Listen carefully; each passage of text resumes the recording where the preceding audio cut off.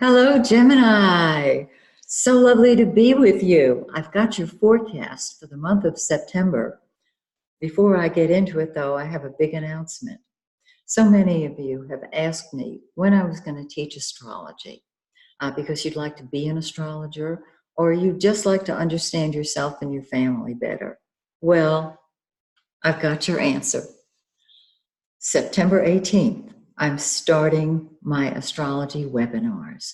All the information is on my website, MaxineTaylor.com. The first group of seminars is the foundation. I will teach you the explanation and definition and description, and I'll give you an understanding of each of the 12 signs, the planets that rule them, and the houses of the zodiac. If you already know this information, you don't need the foundational webinars. You'll be ready for chart interpretation or even forecasting, but that will come later. So I'm thrilled to be able to share with you everything that I've learned over the past 50 plus years when it comes to astrology.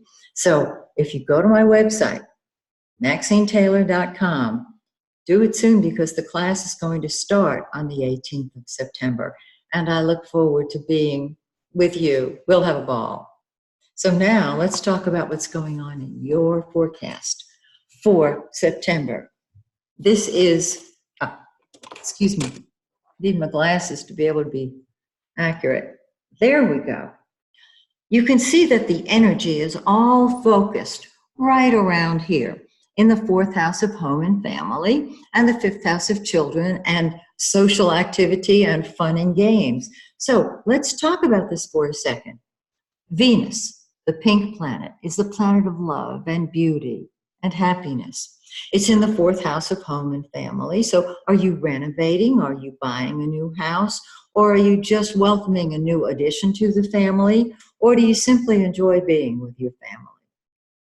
It is just, Venus is the lesser benefic. It brings happiness wherever it is. And so you may find that you just want to be at home. You're enjoying your garden. You're enjoying your own home. And there may be relatives who visit or not.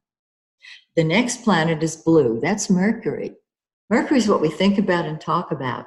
And whatever we think about and talk about, whatever we put our attention on, grows.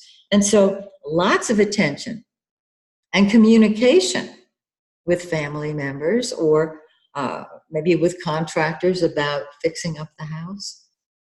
Mars, the red planet. Now, this is powerful. Mars is the action. Wherever Mars is, that's what comes first to us. It's what we throw ourselves into. It's what we fight with or for. Very important. So there's Mars saying, I'll fight with my family, I'll fight for my family, but my family comes first, my home comes first, and that's what you're standing on. Then the sun, the yellow planet, the giver of life. This is the center of our world. And this is why with 4 planets in your fourth house of home and family, you want to stay home and either just enjoy your home or interact with family members. Now, you notice that the planets, with the exception of Mars stays home. Venus, Mercury, and the Sun all move into the fifth house of fun and games and children. So Venus moves into your fifth house on the 13th, and you're ready to play. You're ready to enjoy yourself. You're ready. If there's nobody special in your life, you may be ready to meet somebody. If you have children, you're spending a lot of time with them and loving them. Mercury, on the 14th, the day after Venus, moves into the fifth house of social life and fun and games, enjoyable activities, and there may be travel involved and certainly communication involved. This is wonderful.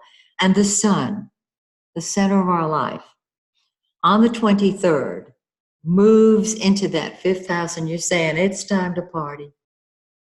And again, if you have children, they become the center of your life. Now, we have a full moon on the 13th and 14th, and it's in the Eastern time zone, it's full shortly after midnight, which is why I'm saying the 13th or the 14th, depending on your time zone. I'm talking Eastern Daylight.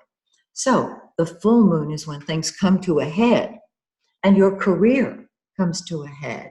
This can be marvelous. So you've got home and family balanced by the full moon that says there's a change that you can make in your career, and the 10th house is an upward move.